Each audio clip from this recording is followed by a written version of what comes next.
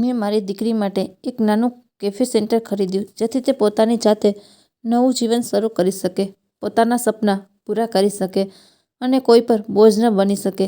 આ કાફે પુણેના એક સુવ્યવસ્થિત વિસ્તારમાં આવેલું હતું.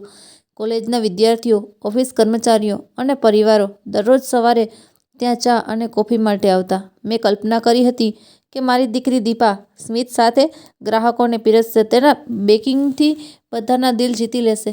પરંતુ જે દિવસે હું અચાનક ગયો, મારી આશાઓનું સ્થાન આગમાં બદલાઈ ગયું. ડોરબેલ વાગી અને બળી ગયેલી કોફીની ગંધ અને રસોડામાંથી આવતા ધુમાડાથી મારું હૃદય ભરાઈ ગયું. એક વિચિત્ર ગંધ મને આવકાર્યું. બધું ખોટું લાગતું હતું. મારી નજર સીધી બાથરૂમના દરવાજા તરફ ગઈ. દરવાજો અડધો ખુલ્લો હતો અને ત્યાં ફ્લોર પર તેના ઘૂંટણ પર મારી પુત્રી દીપા બેઠી હતી. તેના હાથમાં એક જૂનું ટૂથબ્રશ હતું. તે ટાઇલ્સ પરથી ગંદકી સાફ કરી રહી હતી. તેના ગાલ લાલ હતા, તેની આંખો ફૂલી ગઈ હતી અને આંસુ ટપકતા હતા. જાણે રડતા પકડાય નહીં તે માટે બીજા હાથથી ઝડપથી આંસુ લૂછી રહી હતી. બરાબર એ જ સમયે કાઉન્ટરની પાછળથી એક મીઠો પણ તીક્ષ્ણ અવાજ આવ્યો, જાણે ચમચી સ્ટીલના ગ્લાસને ખખડાવતી હોય. દીપા, આ ખૂણો ફરીથી. તને મેં કહ્યું હતું ને, ગંદુ તે છોડી દીધું. કેટલી વાર તને સમજાવું? થોડી સ્વચ્છતા રાખતા શીખ. મેં અવાજ ઓળખ્યો. તે અનિતા અગ્રવાલ હતી, મારી દીકરીની સાસુ. એ જ સ્ત્રી જેણે કહ્યું હતું કે અમે દીપાને અમારી પોતાની દીકરીની જેમ જ રાખીશું. આ સમયે તે કેશ કાઉન્ટર પર મહેલની રાણીની જેમ સિંહાસન પર બેઠી હતી. તેના ચાંદીના રંગના વાળનો સેટ, મોંઘા ચશ્મા, હાથમાં ચમકતી ઘડિયાળ. એક શ્રીમંત ઉદ્યોગપતિ મહિલાનો આખો દેખાવ. જ્યારે મારી દીકરી બાથરૂમનું ફ્લોર સાફ કરી રહી હતી, દીપાએ ઉપર જોયું અને અમારી આંખો મળી. તેની આંખો ભયથી પહોળી થઈ ગઈ. પપ્પા, તેના હોઠ ધ્રુજતા હતા. અનિતા હસતી હતી, જાણે કોઈ અને મને કહ્યું, ઓહ ઓમ પ્રકાશજી, શું આશ્ચર્ય થયું. અમને ખબર નહોતી કે તમે આવશો. તેમણે તેના શબ્દોમાં એટલી મીઠાશ ભરી દીધી હતી કે સાંભળનાર તરત જ શંકા કરી લેશે. મેં દાંત કચકચાવ્યા છતાં મેં શાંત સ્વરે કહ્યું, હું મારી દીકરી અને તેના કેફેને મળવા આવ્યો છું. અનિતાએ તેની ગરદન નમાવી. તેણે તેના ચશ્મા થોડા ઊંચા કર્યા.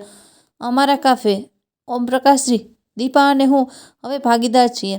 તેમણે તમને કહ્યું નહીં? દીપાના હાથમાંથી ટૂથબ્રશ જમીન પર પડી ગયો. ધડાકાનો અવાજ આખા હોલમાં ગુંજી ઉઠ્યો. દીપાએ ગભરાટમાં કહ્યું, માફ કરશો પપ્પા, હું મારું કામ પૂરું કરી રહી હતી. ભાગીદાર? શબ્દો મારા હૃદયમાં સડેલા ખોરાકની ભારે દુર્ગંધની જેમ વસ્યા. હું 35 વર્ષથી મહારાષ્ટ્રના ફૂડ સેફ્ટી ડિપાર્ટમેન્ટમાં ઇન્સ્પેક્ટર તરીકે કામ કરી રહ્યો હતો. મને ખબર હતી કે ક્યારે કંઈક સડી રહ્યું છે, પછી ભલે તે ખોરાક હોય કે કોઈ વ્યક્તિનો ઈરાદો. દીપાના પતિ, મારા જમાઈ રાહુલ, ખૂણાના ટેબલ પર બેઠો હતો. તેનું લેપટોપ ખુલ્લું હતું, પણ તેની આંખો ફ્લોર પર હતી. મેં તેની તરફ જોયું કે તરત જ તે થોડો હલ્યો, પણ એક પણ શબ્દ બોલ્યો નહીં. તે સમયે કેફેમાં ફક્ત એક જ ગ્રાહક હતો, બારી પાસે બેઠેલી એક વૃદ્ધ મહિલા. તેના ચાના કપ તરફ એવી રીતે જોઈ રહી હતી કે જાણે બધા પ્રશ્નોના જવાબ તેમાં છુપાયેલા છે. હું આગળ વધ્યો, મારી દીકરી પાસે, જે વોશરૂમના દરવાજા પાસે ઘૂંટણીએ પડી હતી. આવ દીકરા, હું તને મદદ કરું. મેં નીચે ઝૂકીને ટૂથબ્રશ ઉપાડવા માટે મારો હાથ લંબાવ્યો. ઓ ના, ઓમપ્રકાશજી. અનિતા તરત જ ઊભી થઈ. પોતાની સાડીનો પલ્લું ગોઠવતા તેણે કહ્યું, તેને સ્વચ્છતાની તાલીમ આપવી પડશે. ગયા મહિને આવેલા હેલ્થ ઇન્સ્પેક્ટરે સ્વચ્છતા પર ઘણા નિયંત્રણો કહ્યા હતા. મારો હાથ હવામાં અટકી ગયો. કયા હેલ્થ ઇન્સ્પેક્ટરે? હું જાણી જોઈને તેની આંખોમાં જોઈ રહ્યો હતો. તેણે સ્મિત સાથે કહ્યું, ઓહ, તે ફક્ત એક નિયમિત તપાસ હતી. દીપાએ કેટલીક નાની વસ્તુઓ કરી, તે ભૂલ કરી, પણ હવે બધું પરફેક્ટ છે. તમે જાણો જ છો, તમે પણ આ જ લાઇનમાં હતા ને? કોફી મશીનમાંથી વરાળ આવી. એક હળવી સીટી વાગી. મેં અંદરથી 5 ગણ્યા, જેથી ફૂટે નહીં. મારો ગુસ્સો ફૂટે નહીં. મેં રાહુલ તરફ જોયું. કામ કેવું ચાલે છે દીકરા? તેણે મારી તરફ ભાગ્યે જ જોયું. બધું ઠીક છે પપ્પા, હું વ્યસ્ત છું. ધંધાની ખરી જવાબદારી તેની છે. અનિતાએ તેને ઇશારો કરતા કહ્યું. રાહુલ નાણાકીય બાબતો, સપ્લાયર્સ બધું જ સંભાળે છે. ઘરમાં એક જ સમજદાર માણસ હોવો જોઈએ જે ગંભીર કામ સંભાળે. દીપા કંઈક કહેવા માંગતી હતી, પણ મમ્મી, હું સારું, આપણે આ બધી ચર્ચા કરી ચૂક્યા છીએ. દીપા, અનિતાએ મીઠા અને ઝેરી અવાજમાં કહ્યું, તમારે જે સારું છે તે જ કરવું જોઈએ. બેકિંગ, ચા, કોફી, એકાઉન્ટ્સ વગેરે બધું આપણી પહોંચમાં છે. દીપાનો હાથ કપડા પર વધુ જોર-જોરથી ફરવા લાગ્યો. તેણે નજીકના ટેબલને ગોળાકાર ગતિમાં સાફ કરવાનું શરૂ કર્યું. એટલી જોર-જોરથી જાણે કે જમીન પરથી પોતાનો ગુસ્સો લૂછી રહી હોય. હું કાઉન્ટર તરફ ગયો અને કોફીનો ઓર્ડર આપ્યો.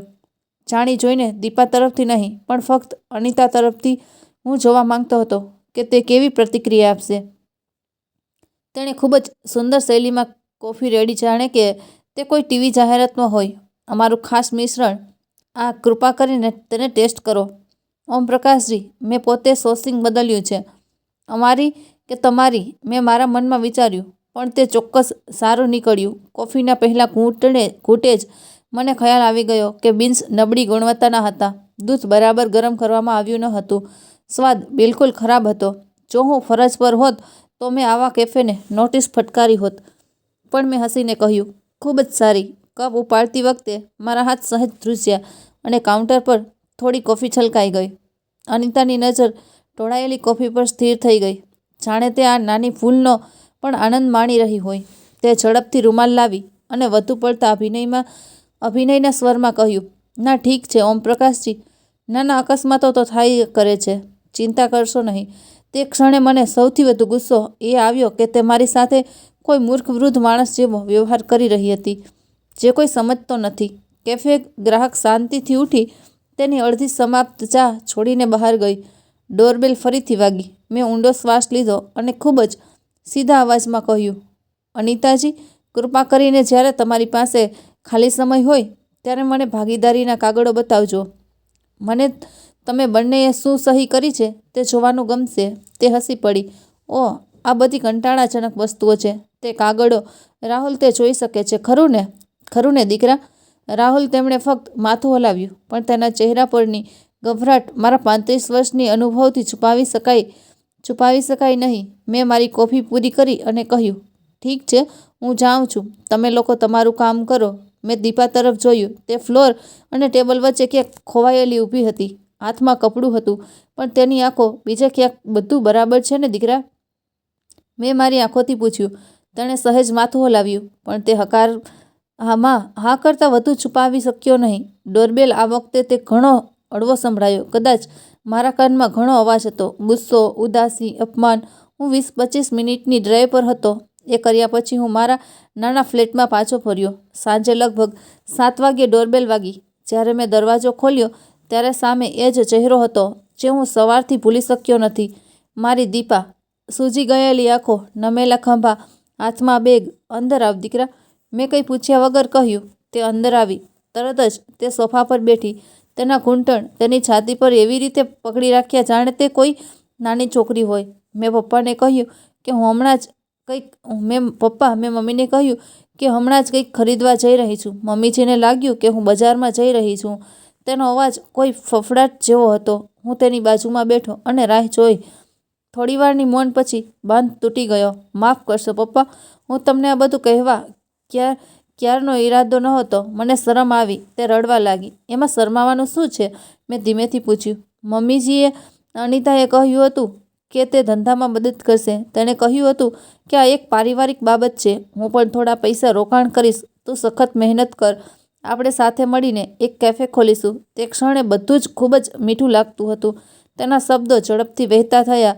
પછી કાગળો આવ્યા. વકીલ ત્યાં બેઠો હતો. મોટા શબ્દો હતા. રાહુલે કહ્યું, સહી કર. બસ, તે સામાન્ય છે. બધાએ આ રીતે કરવું પડશે. પપ્પાને પરેશાન નહીં કર. તે પહેલેથી જ ખૂબ ખર્ચા કરી ચૂક્યા છે. અને પછી તે લોકો તે કડક થવા લાગ્યા. મને કાગળ આપો, મેં કહ્યું. તેણે તેના બેગમાંથી એક ફાઇલ કાઢી. તેના હાથ ધ્રુજતા હતા. મેં ફાઇલ ખોલી. પહેલા ભાગીદારી કરાર. પહેલા 2-3 પાના સામાન્ય લાગતા હતા. નામ, સરનામું, કેફે, નોંધણી વગેરે. પણ જેમ જેમ હું ત્રીજા પાના પર પહોંચ્યો, મારી આંખો સંકુચિત થઈ ગઈ. આ જુઓ, મેં આંગળી વડે એક રેખા બતાવતા કહ્યું.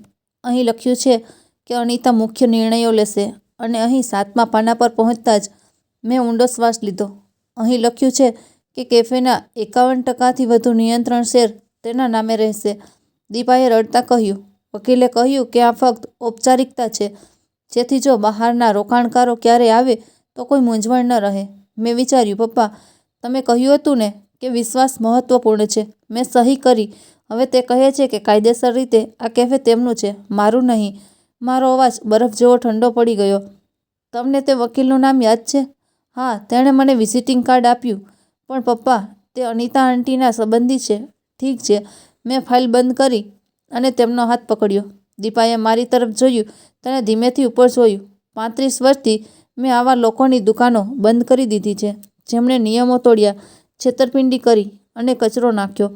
હવે મારો વારો છે. આ તે સ્ત્રીનું હું બધું જલ્દી ઠીક કરી દઈશ. પપ્પા, તે ધનવાન છે, તેના સંબંધો છે, રાહુલ તેની સાથે છે. પછી હું એકલી રહીશ. તું એકલી નથી. મેં તેનો હાથ વધુ મજબૂત રીતે પકડ્યો. હું અહીં છું અને તારો ભાઈ નિખિલ અહીં છે. ભલે તે દુબઈમાં હોય, મારું હૃદય અહીં, તેનું હૃદય અહીં છે. અને સૌથી અગત્યનું સત્ય તમારી સાથે છે.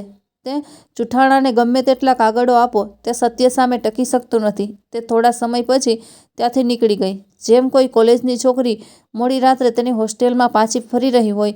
તે જતાની સાથે જ રૂમ ફક્ત ફાઇલોના ખડખડાટ અને મારા શ્વાસના અવાજથી ભરાઈ ગયો. મેં શેલ્ફ તરફ જોયું. મારી જૂની વસ્તુઓ ત્યાં રાખવામાં આવી હતી. ખોરાક સુરક્ષિત રાખો, હાથ ધોવો જેવા 90ના દાયકાના સૂત્રો લખેલા જૂના પોસ્ટરો હતા અને વચ્ચે ચામડાનું એક નાનું પાકીટ હતું. મેં તેને 3 વર્ષથી સ્પર્શ કર્યા ન હતા. મારો હાથ જાતે જ ત્યાં ગયો. અંદર મારું જૂનું ઓળખપત્ર આવ્યું. મહારાષ્ટ્ર સરકારના સિનિયર ફૂડ સેફ્ટી ઇન્સ્પેક્ટર. ફોટામાં હું નાનો હતો. મારા વાળ ઘાટા હતા, ઓછી કરચલીઓ હતી, પણ મારી આંખો એ જ હતી. એ આંખો જે 43 વખત બંધ હતી. મેં કાર્ડ પર આંગળી ફેરવી. મારા હોઠ પર એક આછું સ્મિત આવ્યું. દીપાનો ફોટો જોતી વખતે મેં આવે છે કે નહીં, પણ થોડું ખતરનાક સ્મિત. આગળ રોજની જેમ હું સવારે 6 વાગ્યે ઉઠી ગયો, જાણે મારે હજુ ફરજ પર જવાનું બાકી હોય. મેં સ્નાન કર્યું અને પહેલાંની જેમ જ કપડાં પહેર્યા. હળવા સાદો શર્ટ, આરામદાયક જૂતા. જ્યારે મેં અરીસાની સામે મારી જાતને જોઈ, ત્યારે મને લાગ્યું કે ગઈકાલના આશ્ચર્યચકિત પિતા ક્યાંક ગાયબ થઈ ગયા છે. તેમની જગ્યાએ એ જ વૃદ્ધ ઇન્સ્પેક્ટર ઊભા હતા, જેનું કામ ખોટું કરનારાઓને નિયમો યાદ કરાવવાનું હતું. મોર્નિંગ કેફે સવારે 7 વાગ્યે ખુલતો હતો. હું ત્યાં 7:30 વાગ્યે પહોંચ્યો. આ વખતે કોફી પીવા માટે નહીં, પણ નિરીક્ષણ કરવા માટે. દીપા કાઉન્ટર પાછળ ઊભી હતી. તેની આંખો નીચે કાળા વર્તુળો સ્પષ્ટ દેખાતા હતા. દરવાજો ખુલતાની સાથે જ તે ચોંકી ગઈ. પપ્પા, તમે ફરીથી જમવા આવ્યા છો? મેં મોટેથી કહ્યું, જેથી અંદર બેઠેલા 2 ગ્રાહકો અને ખૂણામાં બેઠેલા રાહુલ મને સાંભળી શકે. એક કાળી કોફી અને તજનો બન. તેની આંખો તરત જ સમજણથી ચમકી ગઈ. હા, હું તરત જ લાવું. હું ખૂણાના ટેબલ પર બેઠો. મેં અખબાર ખોલ્યું અને હેડલાઇન વાંચવાનો દોડ કર્યો, પણ હકીકતમાં આંખો બધે જ હતી. ફ્રીઝરનો દરવાજો ખુલ્લો હતો. 20 સેકન્ડ, 30 સેકન્ડ. દૂધ બહાર. દરવાજો ખુલ્લો. તાપમાન તે વધતું જતું હતું. દૂધ બગડતું હતું. બહાર થર્મોમીટર દેખાતું ન હતું. ખુલ્લા ક્રીમ અને દહીંના કન્ટેનરમાં ખજૂરના સ્ટીકરો વગરના હતા. આ સ્પષ્ટ ઉલ્લંઘન હતું. તૈયાર શાકભાજીની નજીક ખુલ્લું દૂધ રાખવામાં આવ્યું હતું. ક્રોસ દૂષણનું જોખમ. મોબાઈલ વોશ બેસિન પાસે પડેલો હતો. સ્વચ્છ જગ્યાએ એક ગંદી વસ્તુ હતી. માત્ર 10 મિનિટમાં જ મેં 5 કે 6 સ્પષ્ટ નિયમોની અવગણના થતી જોઈ.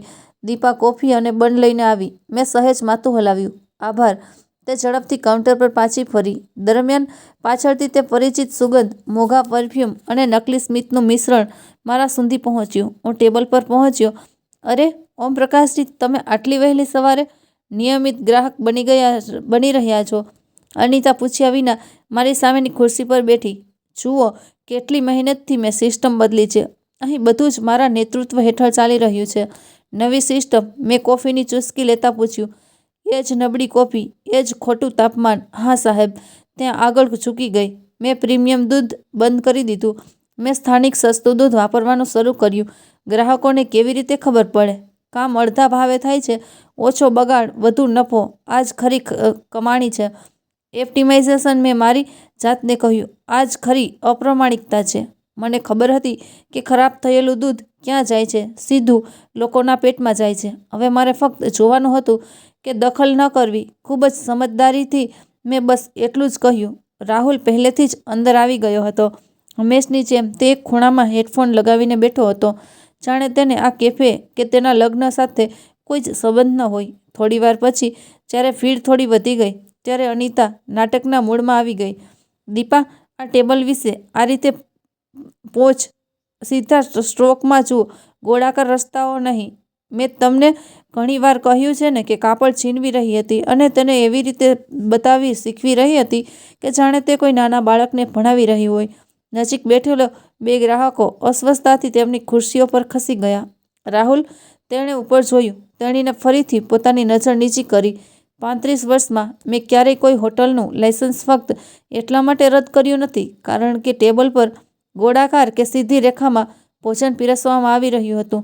મને ખબર હતી કે આ સ્ત્રી સ્વચ્છતા વિશે એટલી ચિંતિત નહોતી જેટલી તે નિયંત્રણ વિશે હતી. મેં ત્યાં જાણી જોઈને પૂછ્યું, પણ તમે ચિંતા કરશો નહીં, બધું જ ચમકે છે. તમારી પૃષ્ઠભૂમિ જોતાં જ તમને તે સારું લાગશે, તે ગમશે, ખરું ને? તેણે રડતા અથવા સ્મિત સાથે કહ્યું. હું વોશરૂમ તરફ ગયો, પણ મારું સાચું ધ્યાન રસ્તાની સામેના રસોડામાં હતું. તે સ્વચ્છ હતું. સફાઈ રસાયણો ત્યાં જ રાખવામાં આવ્યા હતા જ્યાં સૂકા માલ રાખવામાં આવ્યા હતા. દાળ અને લોટ ત્યાં રાખવામાં આવ્યા હતા. આ નિયમોનું સ્પષ્ટ ઉલ્લંઘન હતું. મોપ, સિંક હાથ ધોવાના નળની બાજુમાં જ હતો. પાણી એકબીજા પર છાંટા ઉડાડી રહ્યા હતા. બીજું ઉલ્લંઘન, મેં મારા ખિસ્સામાંથી મારો મોબાઈલ કાઢ્યો અને ગુપ્ત રીતે 2-3 ફોટા પડ્યા. વોશરૂમ અંદરથી સાફ હતો. આ દીપાના ખંતપૂર્ણ કાર્યનો પુરાવો હતો. પરંતુ હેન્ડવોશ બેસિનમાં એક નાની તિરાડ હતી જે પણ નોંધનીય હતી. મેં 4-5 ફોટા લીધા. જ્યારે હું પાછો ફર્યો ત્યારે મેં અનિતાને મારી ખુરશી પર બેઠેલી જોઈ. હવે હું દરરોજ બિઝનેસના વિભાગના વાંચું છું, મારા અખબાર પર નજર નાખું છું, બજારના વલણોને સમજું છું. મહત્વપૂર્ણ, દીપાએ આ બધા વિશે ખબર નથી. મને કોઈ રસ નથી એમ કહે છે બિચારી. મેં ફક્ત હસીને કહ્યું. બિલ ચૂકવતી વખતે મેં ટેબલ પર 1000ની નોટ મૂકી દીધી. કોફી અને બન મળીને માંડ 150ની હશે. દીપા, બાકીની રકમ તું રાખ. હું કહેવા જ માંગતો હતો, પણ અનિતાએ વીજળીની ગતિએ નોટ ઉપાડી, ગણી અને તેના પર્સમાં મૂકી દીધી. તમે ખૂબ ઉદાર છો ઓમપ્રકાશજી. હું આ પૈસા એક નવા મશીન માટે વાપરીશ. દીપા કાઉન્ટર પાછળ ઊભી રહી, બધું જોઈ રહી હતી. તે કંઈ બોલી શકી નહીં. હું પાછળ જોયા વિના જ કેફેમાંથી નીકળી ગયો. ઘરે પહોંચીને મેં મારો લેપટોપ કાઢ્યો. બધા જૂના નિયમો, ખાદ્ય સુરક્ષા. મેં કાયદો ખોલ્યો અને રાજ્ય માર્ગદર્શિકા વાંચવાનું શરૂ કર્યું. 3 કલાકમાં મારી નોટબુક ભરાઈ ગઈ. મેં તે સવારે જોયેલી દરેક ભૂલ અને ઉલ્લંઘન વિગતો, તારીખ અને સમય સાથે લખી નાખ્યું. પછી હું મહારાષ્ટ્ર ફૂડ સેફ્ટીની સત્તાવાર વેબસાઇટ પર ગયો અને ઓનલાઈન ફરિયાદ ફોર્મ ખોલ્યું. કોઈ પણ નાગરિક ત્યાં જઈને ફરિયાદ નોંધાવી શકે છે, ફક્ત સાચી ભાષા જાણીને અને મારી આંગળીઓ, આંખો બંધ કરીને પણ આ લખી શકે છે. મેં દરેક શબ્દ પર વિચાર કર્યો. દૂધનું ખોટું તાપમાન, ક્રોસ દૂષણનું જોખમ, સૂકા ખોરાકની નજીક રાખવામાં આવેલો સફાઈ રસાયણો, વારંવાર નિયમોનું અજ્ઞાન, વૃદ્ધો અને બાળકો પણ ગ્રાહકો તરીકે આવી છે. આ જાદુઈ શબ્દો હતા જે વિભાગના અધિકારીઓને તરત જ જગાડવા માટે પૂરતા હતા. છેવટે બધું વાંચ્યા પછી મને દીપાનો ચહેરો યાદ આવ્યો. તે બાથરૂમના દરવાજા પર ઘૂંટણીએ પડી, આંસુ લૂછતી, ગંદકી સાફ કરતી અને નાનું માઉસ બટન દબાવતી. સબમિટ કરો. તે જ ક્ષણે મને ખબર પડી, રમત પૂરી થઈ ગઈ. મેં મારા જૂના મિત્ર અને જુનિયર ઓફિસર દેશમુખને ફોન કર્યો. અરે દેશમુખ, મોર્નિંગ બ્રૂ નામના કેફે સામે ફરિયાદ દાખલ કરવામાં આવી છે. જો ફાઇલ તમારી પાસે આવે, આખો ફોર્મ ધ્યાનથી વાંચો. તેને હસતા હસતા કહ્યું. ઓમપ્રકાશ સાહેબ, તમે નિવૃત્ત છો, છતાં તમે લોકોને ડરાવી રહ્યા છો. ચિંતા કરશો નહીં, પ્રક્રિયા નિયમો મુજબ હાથ ધરવામાં આવશે. તમારી ફરિયાદ સંપૂર્ણ રીતે લખાયેલી છે, તેથી પ્રાથમિકતા ઉચ્ચ રહેશે. તેણે થોભીને કહ્યું. પણ સાહેબ, કૃપા કરીને નિરીક્ષણના દિવસે ત્યાં હાજર ના રહો. જો કોઈએ આ જોડાણ તમારા વિશે જોડેલ છે ખબર પડશે તો તે પછીથી સમસ્યા ઊભી કરી શકે એમ છે. હું સમજુ છું, પણ હું ઊંડાણપૂર્વક જાણતો હતો કે હું 35 વર્ષથી આવા નિરીક્ષણો જોઈ રહ્યો છું અને હવે જ્યારે મારી પુત્રીનું જીવન હતું ત્યારે હું દૂરથી આ તમાશો કેવી રીતે જોઈ શકું? હું કરી શક્યો. રાત્રિના મૌનમાં મેં 5 શબ્દો ફફડાવ્યા. અનિતાજી, તમારા જ ખરાબ દિવસ શરૂ થઈ ગયા છે. અને તે સાથે જ મેં મારો બદલો લેવાનું પહેલું પગલું ભર્યું. આગળનું પગલું શું હશે? હું તેના વિશે વિચારતો હતો ત્યારે પણ મારા હોઠ પર તે ઝાંખું પણ ખતરનાક સ્મિત રહ્યું. નિરીક્ષણ ફરિયાદ મોકલ્યાને 2 દિવસ થઈ ગયા હતા. દીપા દરરોજ રાતે ફોન પર એ જ વાત કહેતી, આજે કંઈ થયું નહીં પપ્પા, બસ એટલું જ કે મમ્મી વધુ ચીડિયા હતા. હું હંમેશા તેને કહેતો, સિસ્ટમમાં સમય લાગે છે દીકરા, તું ફક્ત તારી સફાઈનો ભાગ સંભાળ. 3જા દિવસે સવારે હું હંમેશની જેમ સવારે 6 વાગ્યે જાગી ગયો. મારી આદત હજુ પણ એવી જ હતી, જેમ કે ઓફિસ જવું. હા, પણ આજે મારા હૃદયમાં એક વિચિત્ર ગભરાટ અનુભવાઈ રહ્યો હતો. ચા બનાવતી વખતે મેં વારંવાર મારો મોબાઈલ ચેક કર્યો. કોઈ મેસેજ નહોતો. લગભગ 8 વાગ્યા મને દેશમુખનો ફોન આવ્યો. સાહેબ, આજે એક ટીમ તમારા કેફેની મુલાકાત લઈ રહી છે. તેનું નામ મોર્નિંગ બ્રૂ છે. મેં હસીને કહ્યું, હા, ફક્ત એક વાત યાદ રાખજો. તેમણે ગંભીર સ્વરમાં કહ્યું, જો કોઈને ખબર પડે કે ફરિયાદ નોંધાવનાર ભૂતપૂર્વ ઇન્સ્પેક્ટર પીડિતના પિતા છે, તો બીજો પક્ષ તેને વ્યક્તિગત બદલો કહી શકે છે અને કેસ ફેરવી શકે છે. દૂરથી જોશો તો પણ તે સારું નહીં લાગે. કૃપા કરીને સાહેબ, મેં કહ્યું. હું સમજી ગયો દેશમુખ, હું નજીક પણ નહીં આવું. ફોન મૂકતાની સાથે જ હું ખુરશી પર બેઠો. હું 2 મિનિટ શાંતિથી બેઠો. પછી મેં ધીમેથી હસીને કહ્યું, મેં ક્યારેય કહ્યું કે હું અંદર જઈશ? કોઈ કાયદો તમને દૂરથી જોવાથી રોકતો નથી. 1 કલાક પછી હું બસ સ્ટોપ પર હતો. એક સાદો શર્ટ, જૂના ચંપલ, હાથમાં કાપડાની થેલી, જાણે કોઈ વૃદ્ધ માણસ કોઈ બેંકનો કેસ પતાવવા ગયો હોય. હું સીધો ઓટો દ્વારા કેફે ગયો નહીં. હું 2 શેરીઓ આગળ ઉતર્યો અને ચાલ્યો ગયો. મોર્નિંગ બ્રૂની સામેના રસ્તા પર એક નાની મેડિકલ શોપ હતી. મેં ત્યાંથી પાણીની બોટલ ખરીદી અને દુકાનની બહાર ઊભો રહીને જોવા લાગ્યો કે જાણે કંઈ ખાસ બન્યું હોય તેવું લાગતું ન હતું. પણ મારી નજર સતત કેફેના દરવાજા પર હતી. લગભગ 9 વાગ્યા હતા. અચાનક મેં બ્રેકનો અવાજ સાંભળ્યો. કેફેની સામે એક સફેદ સરકારી જીપ આવી. તેના પર વાદળી પટ્ટો અને ફૂડ એન્ડ ડ્રગ એડમિનિસ્ટ્રેશનનું નાનું બોર્ડ હતું. જીપમાંથી 3 માણસો બહાર નીકળ્યા. સફેદ અને વાદળી શર્ટ, કાળા કેસ, ફાઇલો અને હાથમાં નાના બોક્સ. મેં તેમને તેમની ચાલ પરથી ઓળખી કાઢ્યા. આ નિરીક્ષણ ટીમ હતી. સામેની શેરીના ખૂણા પર 2 કોલેજના છોકરાઓ હતા. તેમાંથી એકે પોતાનો મોબાઈલ કાઢ્યો અને બબડાટમાં કહ્યું, અરે મિત્ર, અહીં દરાડો પડવાનો લાગે છે. તેના મિત્રએ કહ્યું, એક વાર્તા બનશે. હું તેને ઇન્સ્ટાગ્રામ પર પોસ્ટ કરીશ. મેં ઊંડો શ્વાસ લીધો. હવે રમત શરૂ થાય છે. મેં મારી જાતને કહ્યું. શરૂઆતમાં કેફેની અંદરથી કોઈ હિલચાલ નહોતી. પછી દરવાજો ખુલ્યો અને દીપા બહાર આવી. તેના ચહેરા પર ગભરાટ સ્પષ્ટ દેખાઈ રહી હતી. તેણે ઝડપથી પોતાનો પલ્લુ ગોઠવ્યો, વાળ પાછા ફેરવ્યા અને ઇન્સ્પેક્ટરનું સ્વાગત કર્યું. થોડીવાર પછી અનિતા પાછળથી બહાર આવી, હંમેશની જેમ પરફ્યુમનો પોડ પહેરીને. પણ આ વખતે તેનું સ્મિત થોડું ખેંચાયેલું હતું. અરે ઓફિસર, આપણે કહ્યા વિના જ હંમેશા તૈયાર છીએ. આવો આવો, તેમણે કહ્યું, વધુ પડતા સ્માર્ટ બનવાનો પ્રયાસ કરી. ઇન્સ્પેક્ટર એક કડક ચહેરાવાળી મધ્યમ વયની મહિલા હતી. તેણે સહેજ માથું હલાવ્યું અને કહ્યું, આ એક નિયમિત તપાસ છે. મેડમ, અમને તમારી ફરિયાદ મળી છે. તમારે ફક્ત થોડી વસ્તુઓ તપાસવાની જરૂર છે. ફરિયાદ? અનિતાની ભમર ઉછળી ગઈ. પછી તરત જ તેનું સ્મિત પાછું આવ્યું. આ કોણ કરી શકે છે? અમારા માટે બધું જ ઉચ્ચ કક્ષાનું છે. તે કોઈ ઈર્ષાળુ પાડોશી હશે. હું દૂરથી જોઈ રહ્યો હતો. મારું હૃદય ધબકતું હતું, પણ મારો ચહેરો સંપૂર્ણપણે શાંત હતો. ટીમ અંદર ગઈ. 10 મિનિટમાં પાછલી કોલેજના છોકરાઓએ દરવાજામાંથી ડોકિયું કર્યું અને તેના મિત્રને કહ્યું, ભાઈ, તમે ફ્રીઝર ખુલ્લું કેમ નથી રાખતા? મેં તેમને તે આપ્યું હતું. તેઓ ફોટા લઈ રહ્યા હતા. મને બીજાઓનો અવાજ સ્પષ્ટ સંભળાતો હતો. ક્રીમ જૂની નહોતી. જ્યાં ખોરાક હતો ત્યાં સફાઈના રસાયણો રાખવામાં આવ્યા હતા. હેન્ડવોશની બાજુમાં મોપ્સ રાખવામાં આવ્યા હતા. આ બધા શબ્દો મને જૂના ગીત જેવા પરિચિત હતા. લગભગ અડધા કલાક પછી દરવાજા પર એક નોટિસ લગાવવામાં આવી. લાલ અક્ષરોમાં લખેલું હતું, કામચલાઉ બંધ. સ્વચ્છતા અને સલામતીના નિયમોના ઉલ્લંઘનને કારણે અપાર કામચલાઉ બંધ કરવામાં આવ્યું. તે સુધારા પછી જ ફરીથી ખોલવાની મંજૂરી આપવામાં આવશે. બહાર ભીડ ધીમે ધીમે વધવા લાગી. નજીકની દુકાનોના લોકો અને કેટલાક નિયમિત ગ્રાહકો દૂરથી જોઈ રહ્યા હતા. એક આધેડ વયની મહિલાએ કહ્યું, મેં તમને કહ્યું હતું ને કે અહીંની ચામાંથી વિચિત્ર ગંધ આવે છે. હવે મને સમજાયું કે એક યુવકે પોતાના મોબાઈલ ફોનથી ફોટો પાડ્યો. આ સમાચારના પાના પર જશે. દરવાજાની અંદરથી અવાજો વધુ પડતા ઊંચા થઈ ગયા.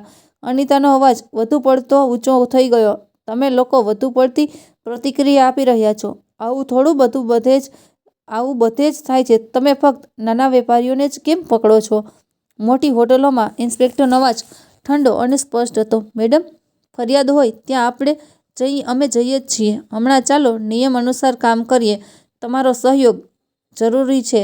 દીપાનો ચહેરો દરવાજાના કાચમાંથી થોડો દેખાતો હતો. તેની આંખોમાં ડર અને શરમ બંને હતા, જાણે આખી દુનિયા તેની ભૂલ જોઈ રહી હોય, જ્યારે તે તેની ભૂલ બિલકુલ નહોતી. મને દોડીને ત્યાં જવાનું મન થયું, તેનો હાથ પકડીને તેને બહાર કાઢવાનું મન થયું, પણ મને દેશમુખના શબ્દો યાદ આવ્યા. સાહેબ, જો તમને જોવામાં આવશે તો મામલો વધુ ખરાબ થશે.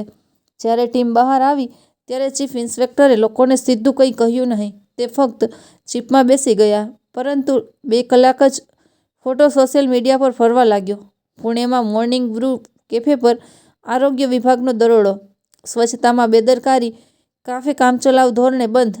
એક સ્થાનિક ફૂડ બ્લોગ ચલાવતી છોકરીએ પોસ્ટ કરી, આ એ જ કેફે છે જે થોડા મહિના પહેલા સુધી સ્વાદિષ્ટ પેસ્ટ્રી પીરસતું હતું, પરંતુ છેલ્લા કેટલાક અઠવાડિયામાં જ ગુણવત્તામાં ઘટાડો થયો છે. હવે મને સમજાયું કે શા માટે સાંજ સુધીમાં એ જ ફોટો વોટ્સએપ પર ફરવા લાગ્યો. ગેટ ખોલતી વખતે મારી સોસાયટીના સુરક્ષા ગાર્ડે પૂછ્યું, ઓમપ્રકાશ અંકલ, સવારનો બ્રૂ કેફે બંધ થઈ ગયો છે?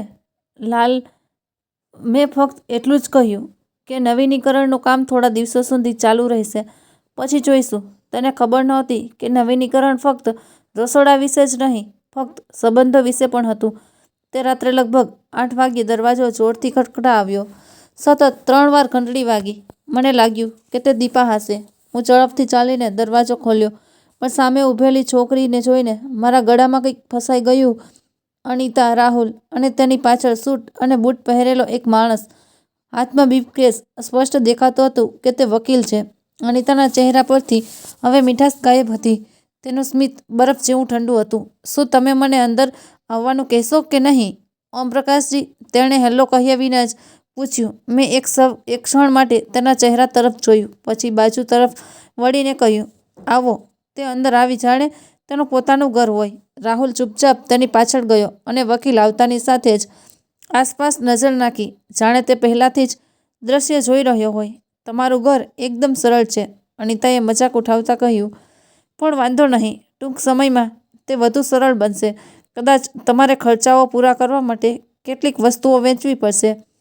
મેં શાંત સ્વરે પૂછ્યું, સીધા મુદ્દા પર આવો, અનિતાજી. મારી પાસે સમયનો અભાવ છે અને મારી પાસે વૃદ્ધાવસ્થા જ. વકીલે પોતાનો બ્રીફકેસ ખોલ્યો, એક જાડી ફાઇલ કાઢી અને ટેબલ પર મૂકી.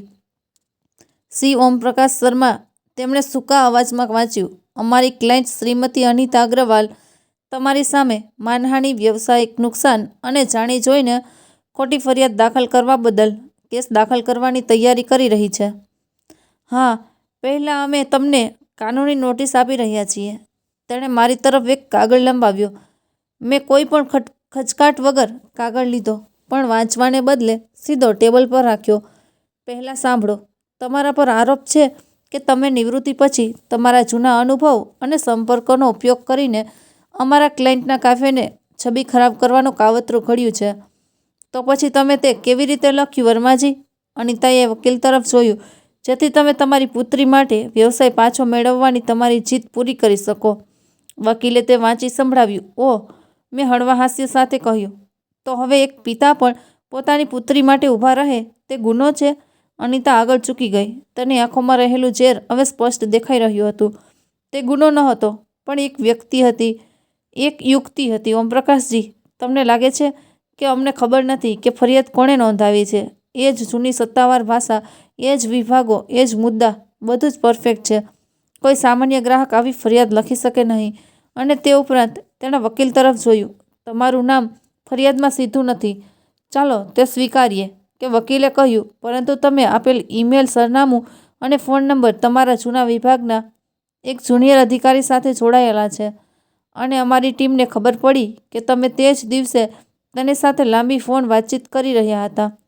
મારા મનમાં મેં દેશમુખ વિશે વિચાર્યું.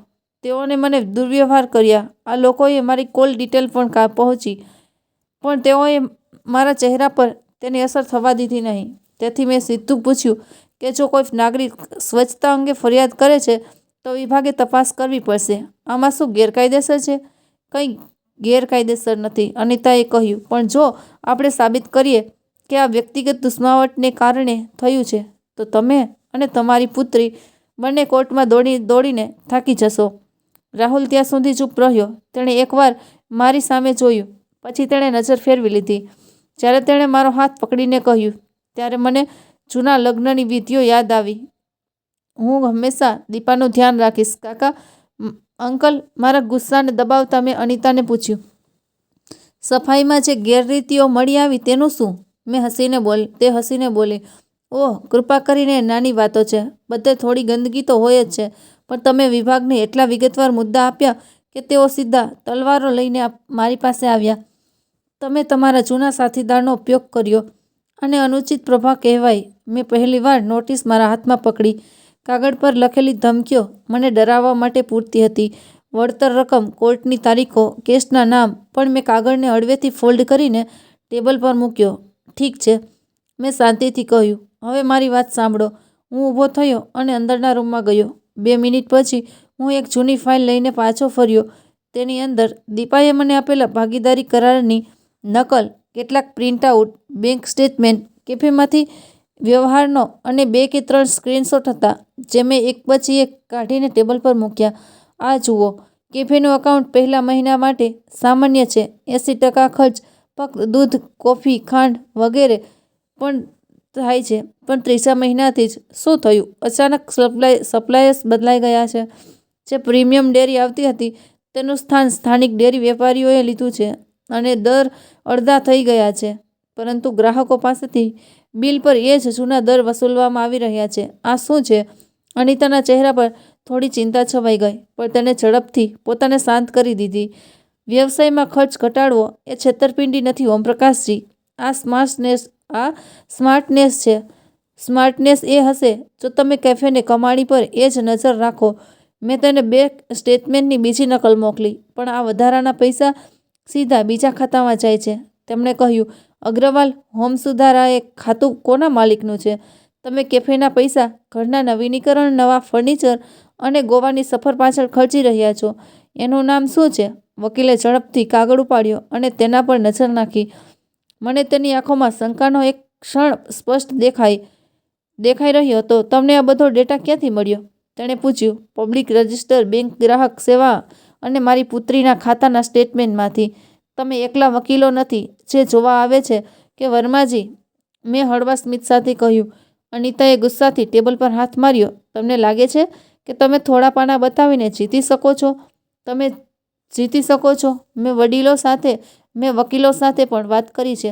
તમારા જેવા વૃદ્ધો પર કેસ ચલાવવો ખૂબ જ સરળ છે. તમે પહેલાથી જ ન્યાયાધીશો સામે લાચાર બની ગયા છો. મેં કદાચ માથું હલાવ્યું હશે, પણ આ કાગળો કોર્ટમાં જશે. ત્યાં ન્યાયાધીશો જોશે કે તમે મારી પુત્રી પાસેથી ભાગીદારી કરાર પર સહી કેવી રીતે કરાવી અને 51% શેર લીધા અને પછી કેફેના ભંડોળને તમારા અંગત ખાતામાં વાળ્યા. માત્ર નિરીક્ષણની જરૂર પડશે, પરંતુ છેતરપિંડીનો કેસ પણ દાખલ કરવામાં આવશે. થોડીક સેકન્ડો માટે રૂમમાં શાંતિ છવાઈ ગઈ. ગાડીઓ પસાર થવાનો અવાજ ફક્ત બહારથી જ સંભળાતો હતો. રાહુલે પહેલીવાર મોં ખોલ્યું. તેનો અવાજ ધીમો અને ખચકાટ ભર્યો હતો.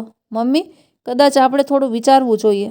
ચૂપ રહે રાહુલ, અનિતાએ તેના પર બૂમ પાડી. તને કંઈ ખબર નથી. આ એ જ લોકો છે જે આપણને નબળા પાડે છે. આ વૃદ્ધ માણસ જ વિચારે છે કે તે પોતાના જૂના બેજ અને પોતાની જૂની નોકરીનો ઉપયોગ આપણને ડરાવવા માટે કરી શકે છે.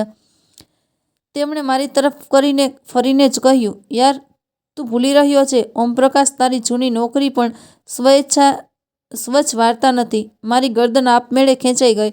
મારો મતલબ એ કે તેણે ધીમેથી હસતી. તમને લાગે છે કે ગૂગલ ફક્ત કેફે સમાચાર આપે છે? મેં થોડું હોમવર્ક પણ કર્યું છે. મેં મહારાષ્ટ્રના કેટલાક જૂના લેખો સામે આવ્યા. મારું હૃદય એક ક્ષણ માટે થંભી ગયું.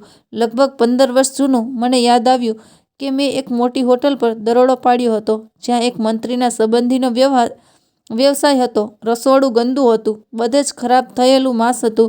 મેં રિપોર્ટમાં બધું સ્પષ્ટ રીતે લખ્યું હતું.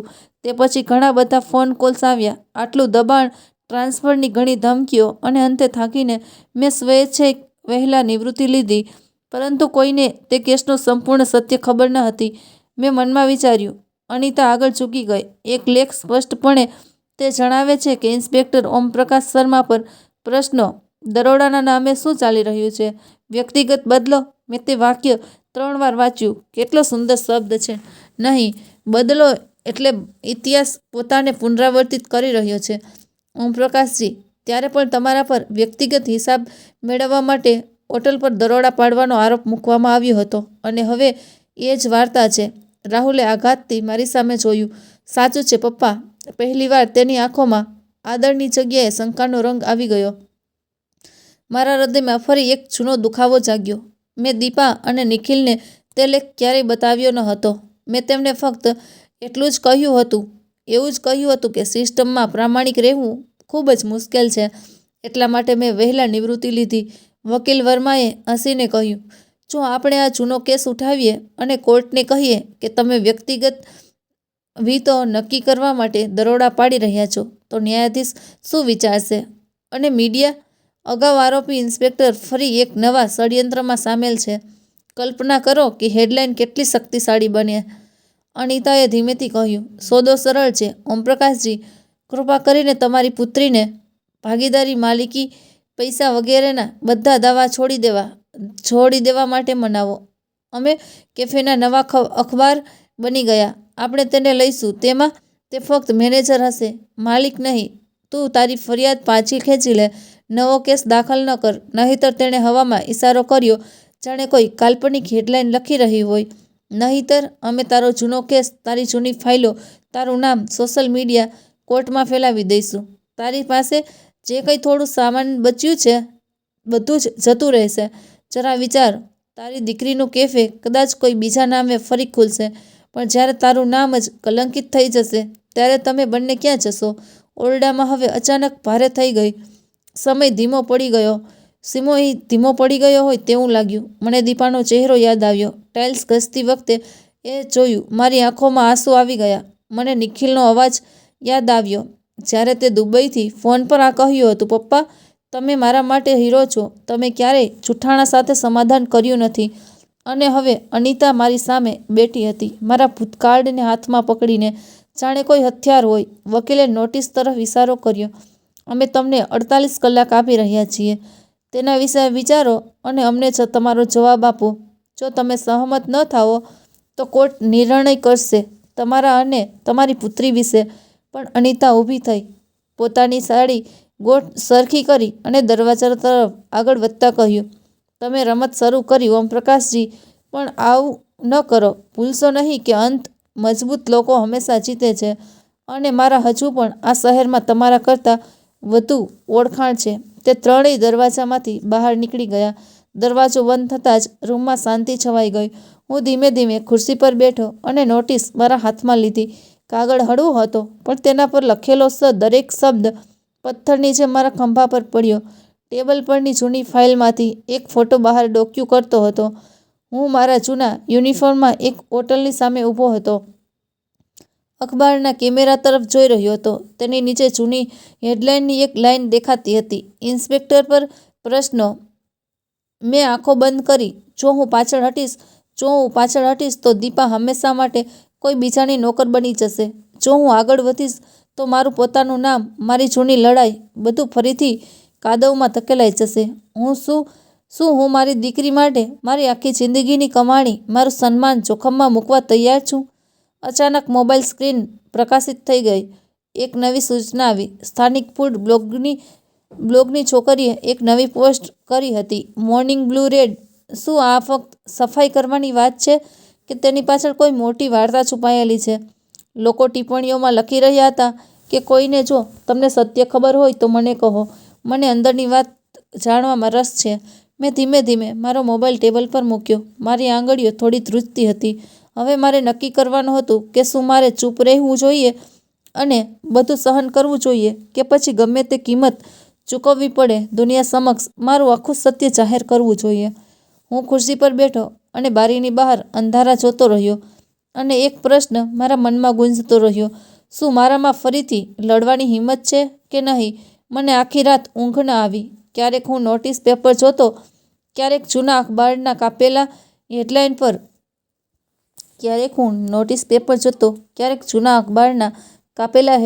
પર ક્યારેક મને દીપા યાદ આવતી, જે વોશરૂમમાં ઘૂંટણીએ બેઠી હતી. સવારની પ્રાર્થનાનો અવાજ આવ્યો. પક્ષીઓનો કિલકિલાટ કરી રહ્યા હતા, પણ મારા રૂમમાં એકમાત્ર અવાજ મારા હૃદયના ધબકારનો હતો. અંતે મેં ફોન ઉપાડ્યો અને એ જ કર્યું જે મારે કદાચ ઘણા સમય પહેલાં કરવું જોઈતું હતું.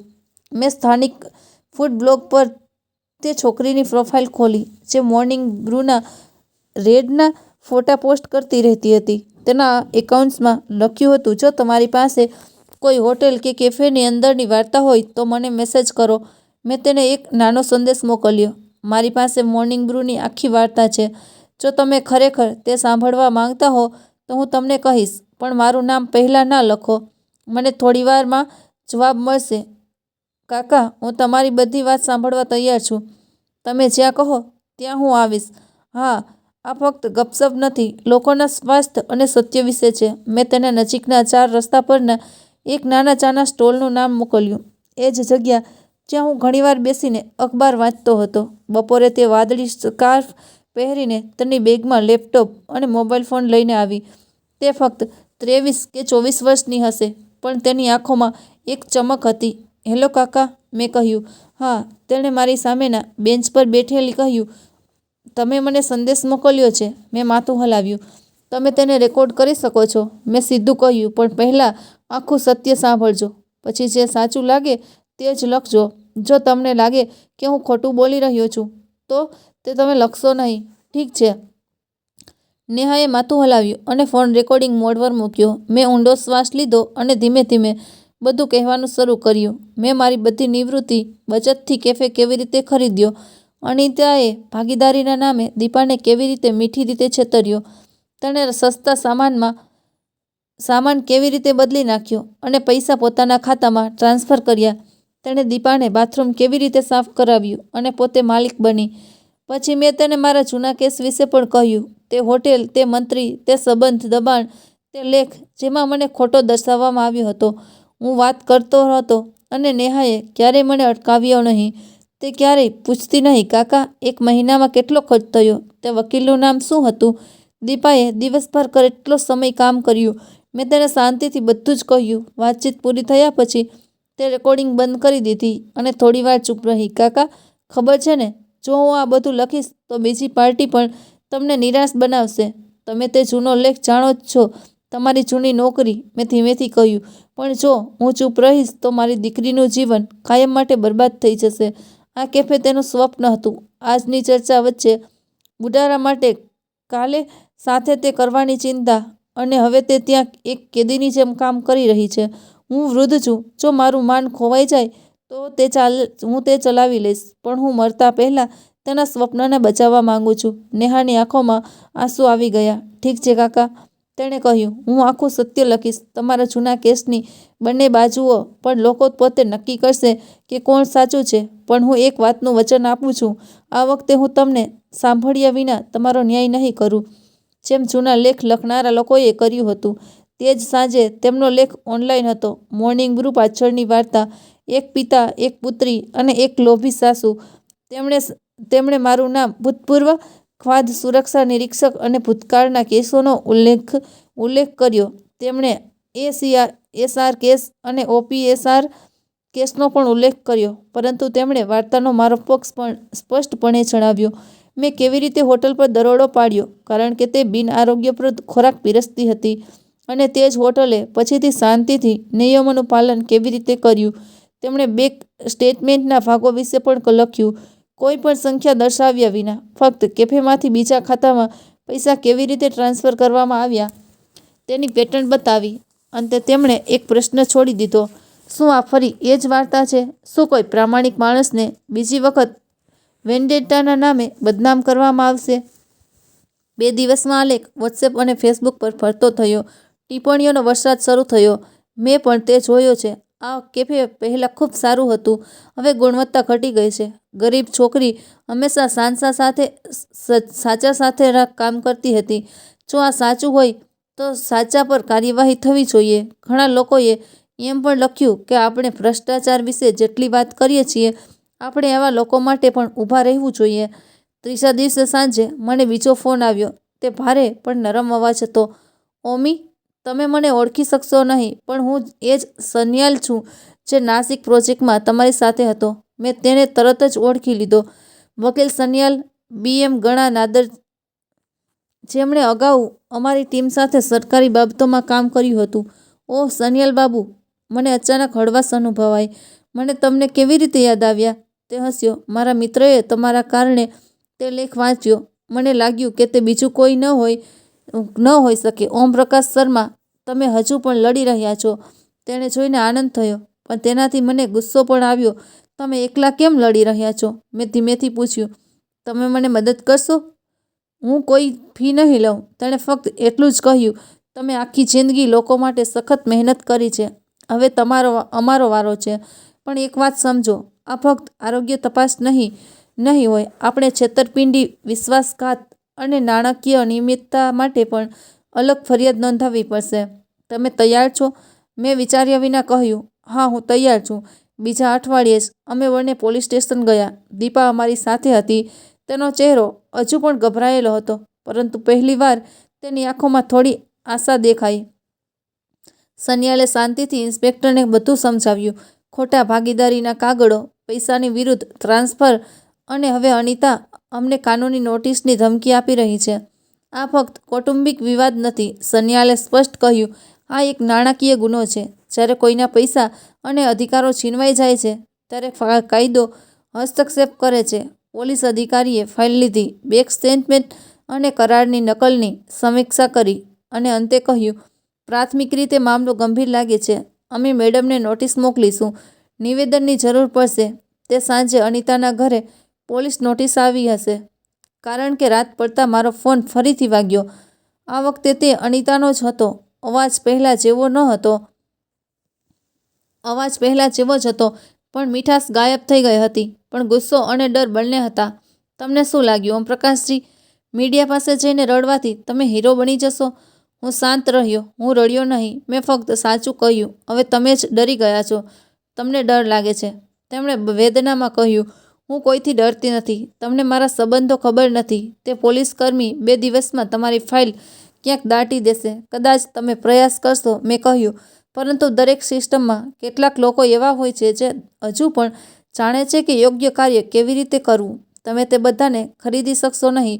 અનિતાજી થોડીક સેકન્ડો માટે મૌન હતા. પછી તેમણે નરમ અવાજમાં કહ્યું, જુઓ, આપણે એક સોદો કરી શકીએ છીએ. હું દીપાને એક નાનો ભાગ ટ્રાન્સફર કરીશ. ધારો કે આપણે તેને 2025 માટે મેનેજર બનાવીશું. હું તેને સારો ફિક્સ પગાર આપીશ.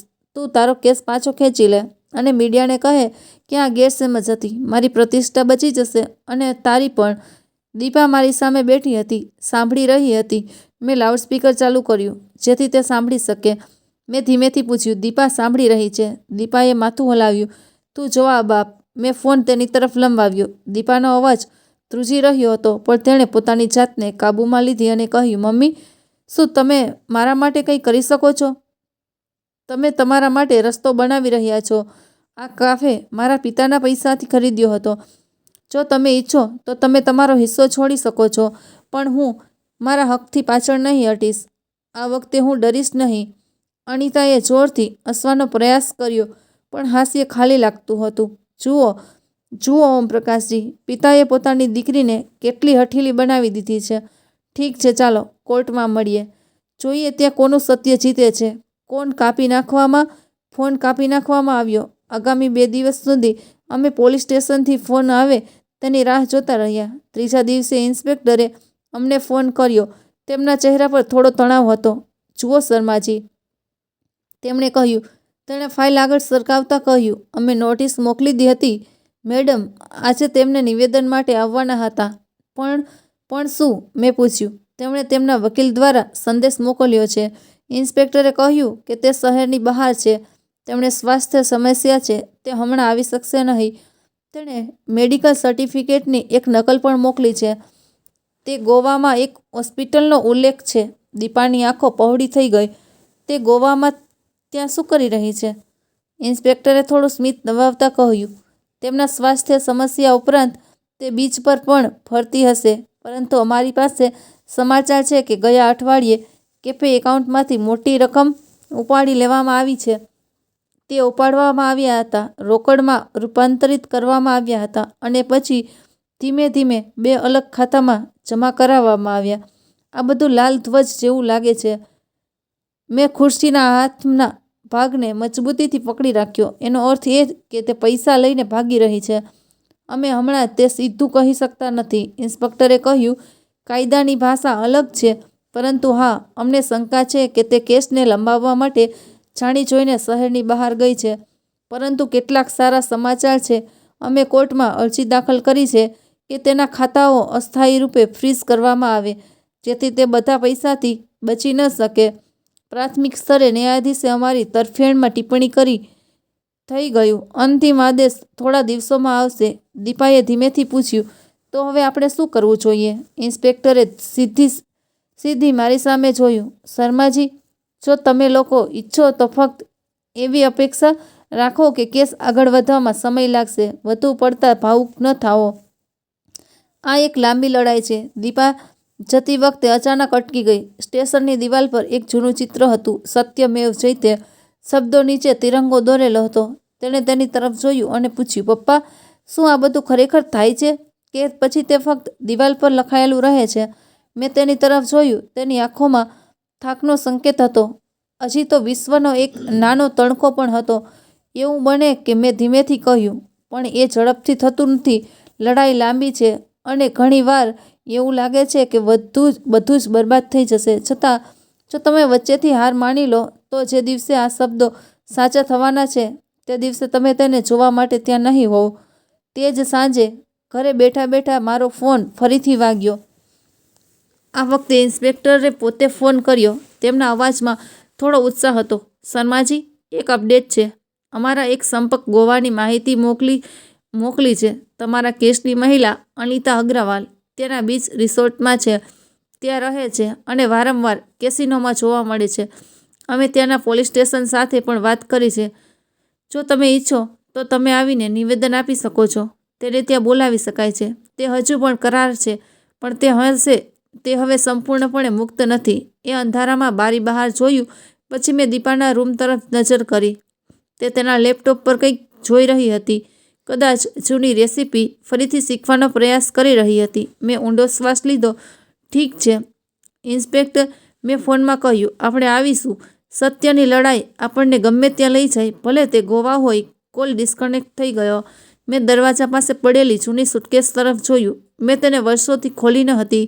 કદાચ સમય આવી ગયો હતો ફક્ત કપડાં પેક કરવાનો નહીં, પણ મારા અને મારી પુત્રી માટે એક નવી શરૂઆતની આશા પેક કરવાનો. મેં મારી જાતને કહ્યું, અનિતાજી, તમે દરિયા કિનારે ભાગી ગયા છો, પણ તોફાન તમારું નહીં, પણ આપણું થવાનું છે. આ વિચાર સાથે મેં કપડાં ખોલ્યા, સુટકેસ બહાર કાઢી અને પહેલી વાર સમજાયું કે આ લડાઈ ફક્ત કાગળો અને નોટિસ વિશે નથી. હવે તે સીધી સામસામે મુકાબલો થવાની હતી. ગોવા જવા નીકળતા પહેલા રાત્રે હું દીપાના રૂમમાં બેઠો હતો. હું દરવાજા પાસે ઊભો રહ્યો અને લાંબા સમય સુધી તેને જોતો રહ્યો. તે પલંગ પર ફેલાયેલી તેની જૂની રેસીપી નોટબુક તરફ જોઈ રહી હતી. તે અહીં ત્યાં લોટથી રંગાયેલી હતી. ચા ત્યાં ઢોળાઈ ગઈ હતી. અમે કેફે શરૂ કરતી વખતે બનાવેલી એ જ નોટબુક. મેં હળવેથી ખાંસી નાખી અને બૂમ પાડી, તું હજી સૂઈ નથી? તે ચોંકીને બેઠી થઈ ગઈ. ના પપ્પા, મને ઊંઘ નથી આવતી. જો કાલે કંઈ ખોટું થાય તો? મેં કહ્યું, જુઓ, આપણે ફરવા નથી જઈ રહ્યા. આપણે સત્યની શોધમાં જઈ રહ્યા છીએ. તું ડર નહીં. એ ચોક્કસ છે, પણ ડરનો અર્થ એ નથી કે આપણે ખોટા છીએ. તેણે મારી તરફ જોયું. પપ્પા, જો તમે ન હોત તો હું ઘણા સમય પહેલાં હાર માની લેત, મેં સ્મિત સાથે કહ્યું. અને જો તું ન હોત તો હું આ ઉંમરે પણ ક્યારેય આટલી મોટી લડાઈ લડી ન શક્યો હોત. અમે બંનેએ એકબીજાને હિંમત આપી. આ સૌથી મોટું સત્ય છે. બીજા દિવસે સવારે અમે ટ્રેન દ્વારા ગોવા જવા નીકળ્યા. મેં વિચાર્યું કે વિમાન દ્વારા જવાનું વધુ ઝડપથી બનશે, પણ સનિયાલે કહ્યું કે ચાલો ટ્રેન દ્વારા જઈએ. આપણને મન નક્કી કરવા માટે થોડો સમય મળશે અને ખર્ચ પણ ઓછો થશે. ટ્રેનની બારીમાંથી ખેતરો, પર્વતો અને નાના સ્ટેશનો પસાર થતા રહ્યા. દીપાએ ક્યારેક બહાર જોયું તો ક્યારેક તેના ફોન તરફ. વચ્ચે નિખિલનો વિડીયો કોલ આવ્યો. હું દુબઈથી જઈ રહ્યો છું પપ્પા. દીદી ચિંતા ના કરો, હું અહીંથી જે કંઈ કરી શકું તે કરીશ. બસ અપડેટ્સ મોકલતા રહો. સાંજ સુધીમાં અમે ગોવા સ્ટેશન પર ઉતર્યા. ત્યાંની હવામાં દરિયાની ખારી ગંધ હતી જે મારા માટે નવી હતી, પણ મને ટૂંક સમયમાં ખ્યાલ આવી ગયો કે આ વેકેશન ટ્રીપ નથી. એક સ્થાનિક પોલીસ કોન્સ્ટેબલ સ્ટેશનની બહાર અમારી રાહ જોઈ રહ્યો હતો. તેણે પૂછ્યું, શર્માજી? મેં માથું હલાવ્યું. ઇન્સ્પેક્ટરે મને તમને સીધા પોલીસ સ્ટેશન લઈ જવા કહ્યું છે. આપણે ત્યાંથી રિસોર્ટ જઈશું. મેડમ માટે સમન જારી કરવામાં આવ્યું છે. પોલીસ સ્ટેશનમાં ગોવા ઇન્સ્પેક્ટરે ફાઇલ ખોલી અને બધું લખી નાખ્યું. મેં જોયું. તેમણે કહ્યું કે આ બધાની વચ્ચે અમને પણ મેડમના ખર્ચ, કેસિનોની મુલાકાતો, આ ખાતાની હલચાલના અહેવાલો મળ્યા છે. તેને રોકાણની સફર કરી રહી છે, પરંતુ અમને પણ વાર્તા પર શંકા છે. અમે આજે રાત્રે રિસોર્ટ જઈશું. તમે ફક્ત શાંત રહેજો, અમારું કામ જ બોલશે. તમે ફક્ત અંદર તમારું નિવેદન આપજો. અમે બધા સાંજે રિસોર્ટ પહોંચ્યા. બીચ પર ઝગમગતી લાઇટો, સંગીત, લોકો ફરતા અને હસતા હતા. એક ક્ષણ માટે મને લાગ્યું કે આ બધા અવાજ વચ્ચે અમારી લડાઈ કેટલી નાની બની રહી છે.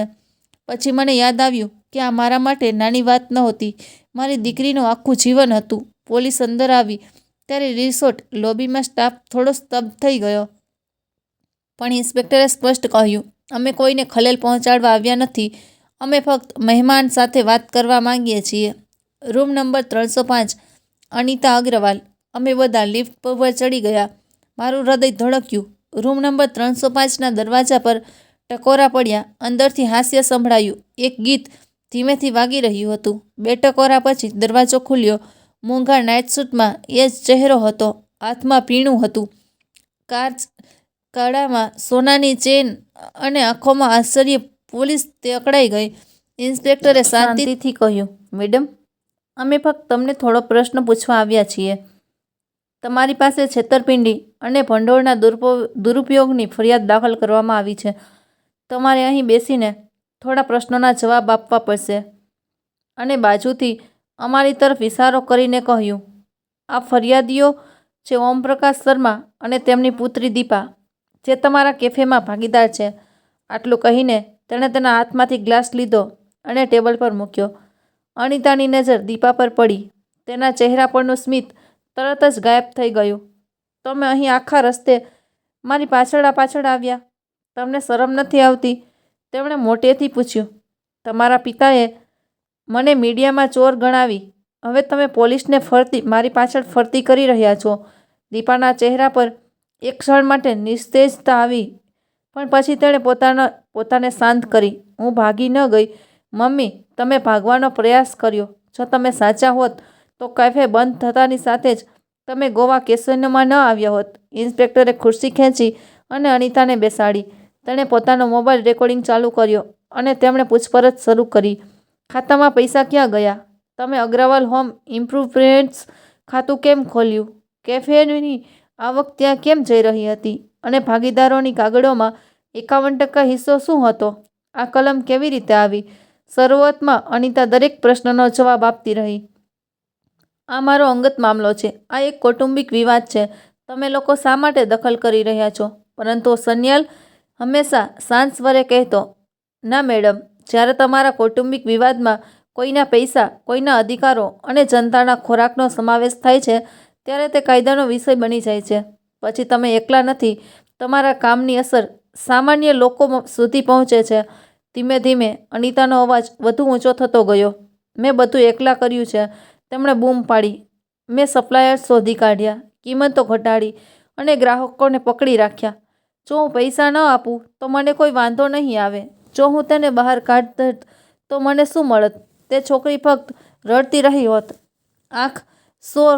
તું વોશરૂમમાં બેઠી હતી, તારા પિતાને યાદ કરતી રહી. આ શબ્દો તેના મોઢામાંથી નીકળતા જ રૂમમાં એક સેકન્ડ માટે શાંતિ છવાઈ ગઈ. ઇન્સ્પેક્ટરે રેકોર્ડિંગ તરફ ઇશારો કર્યો. આ નિવેદન તમારા ગળામાં ફાંસો બની જશે. મેડમ, તમે પોતે સ્વીકારો છો કે તમે ભાગીદારોનો ફાયદો ઉઠાવ્યો અને પૈસા તમારા ખાતામાં ટ્રાન્સફર કર્યા.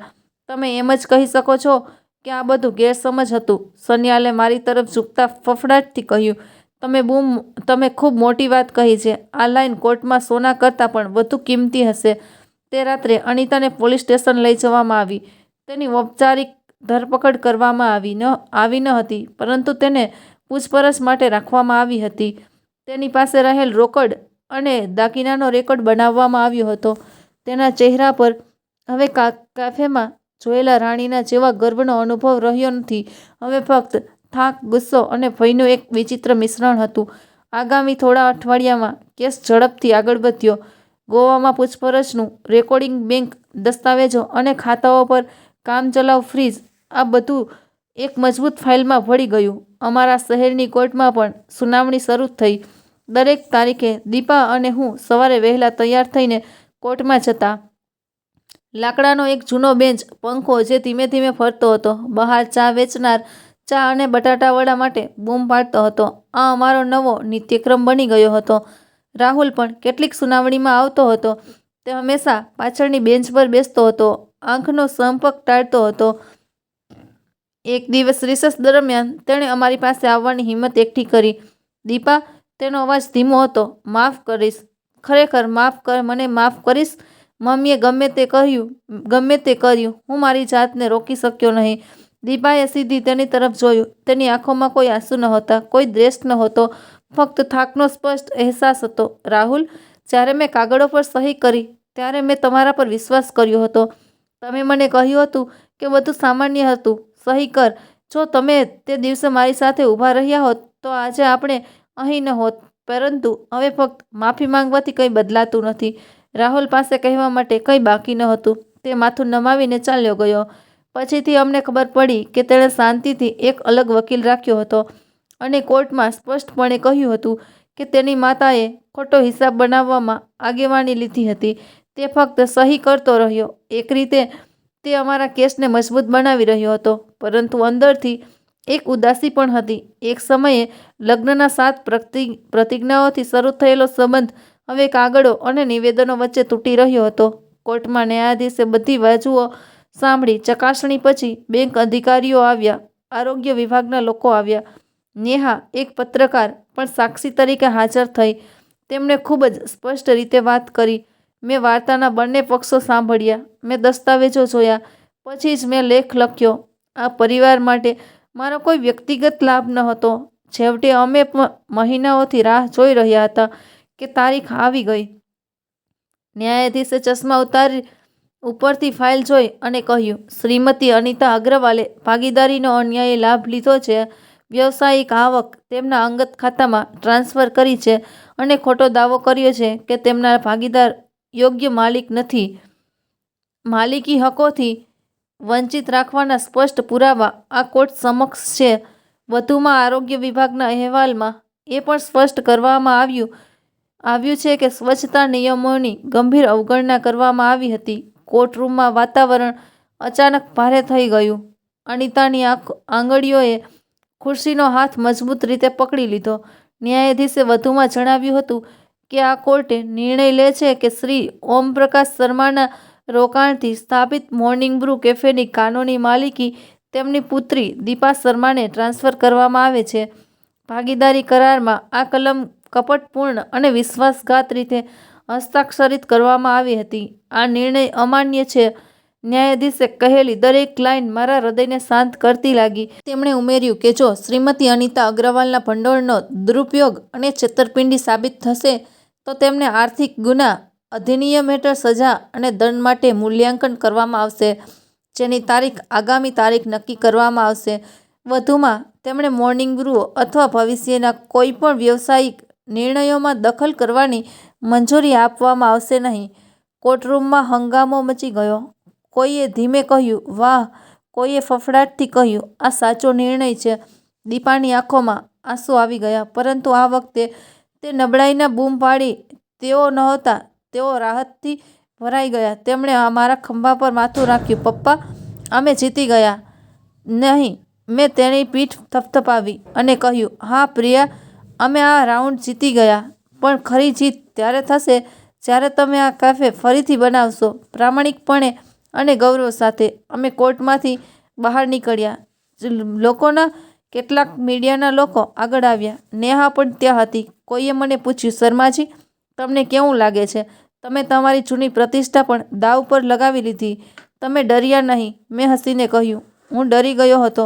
પણ જો કોઈ પિતા પોતાની દીકરી માટેનો ડર દૂર ન કરી શકે તો કોણ કરશે? જો મારા જૂના સન્માનની કિંમત મારી દીકરીનું ભવિષ્ય છે તો આ સોદો ખૂબ સસ્તો છે. થોડા દિવસો પછી કાગળકામ પૂર્ણ થયું અને મોર્નિંગ બ્રૂ કેફેનું નામ સત્તાવાર રીતે દીપાના નામ પર રાખવામાં આવ્યું. નામ એ જ રહ્યું, પણ આ વખતે તેની નીચે એક નાની લાઈન ઉમેરવામાં આવી, odd and run by Deepa Sharma. ઘણા લોકોએ અમને નામ બદલવાની સલાહ આપી. એક નવું કેફે ખોલો. પણ દીપાએ કહ્યું, ના, જેણે મારી સાથે ખોટું કર્યું તેણે આ નામને કલંકિત કર્યું છે. હવે હું આ નામ સાફ કરીશ. જ્યારે લોકો આ બોર્ડ જોશે ત્યારે તેઓ યાદ રાખશે કે ખોટા સામે ઊભા રહેવાથી ડરવું જોઈએ નહીં. કેફે 2 મહિનાની સમારકામ અને સફાઈ માટે બંધ હતો. આ વખતે પાડોશીઓએ પણ મદદ કરી. કોઈએ જૂના લાકડાના સ્ટૂલનું દાન કર્યું, કોઈ રંગવા આવ્યું, કોઈએ કહ્યું, દીદી, થોડા ફૂલોના કુંડા રાખો, તે બહાર સુંદર દેખાશે. મોર્નિંગ બ્રૂ ફરી ખુલવાનો છે, આ વખતે સત્યની સુગંધ સાથે.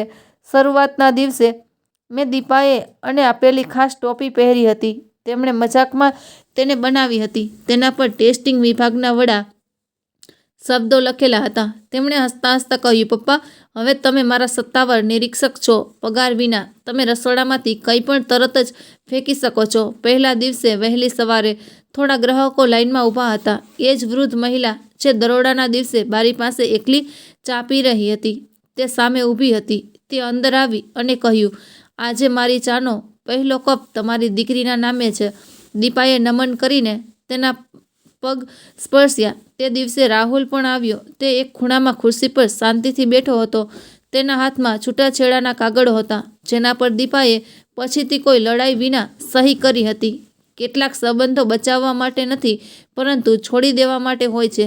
તેમણે મને પછીથી કહ્યું, મેં હમણાં જ આ કહ્યું, મહત્વની વાત એ છે કે તમે ક્યારેય હાર ન માનો. ધીમે ધીમે કેફે ફરી જીવંત થઈ ગયો. દીપાએ એક નવું મેનુ બનાવ્યું, મસાલા ચા, ફિલ્ટર કોફી, શાકભાજીના બન, ઘરે બનાવેલા કેક અને એક ખાસ વસ્તુ, સીધી બાત, સમોસા, જેની સાથે નાના કાર્ડ્સ હતા, જેના પર લખ્યું હતું, હંમેશા કાગળ પર સહી કરતા પહેલાં તેને સારી રીતે વાંચો. વિશ્વાસ મહત્વપૂર્ણ છે, પરંતુ સમજણ તેનાથી પણ વધુ છે. તેઓ ફોટા પાડતા અને સોશિયલ મીડિયા પર પોસ્ટ કરતા. આ કેફે ફક્ત ચા કરતાં વધુ આપે છે, પાઠ આપે છે. પણ થોડા મહિના પછી નેહાએ બીજો લેખ લખ્યો, morning brew, the complete journey from deception to truth. તેમાં તેણીએ લખ્યું, મોર્નિંગ બ્રૂ ભયાનક અને સત્યતાથી વાત કરે છે.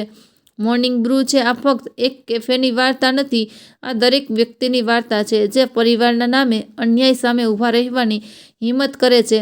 મેં તે લેખ નીચે એક કમેન્ટ કરી છે, આભાર, પણ ખરો હીરો મારી પુત્રી છે. હું ફક્ત એક વૃદ્ધ માણસ છું જે પૃષ્ઠભૂમિમાં ઊભો છે, ચૂપચાપ જોઈ રહ્યો છું કે તેની પુત્રીનું સ્મિત પાછું આવ્યું છે કે નહીં. આજે પણ દરરોજ સાંજે હું એ જ કેફેમાં એક ખૂણાના ટેબલ પર બેઠો છું. દીપા કાઉન્ટર પાછળ ઊભી રહે છે, ક્યારેક ચા બનાવે છે, ક્યારેક હસતી હોય છે અને ગ્રાહકો સાથે ગપસપ કરે છે.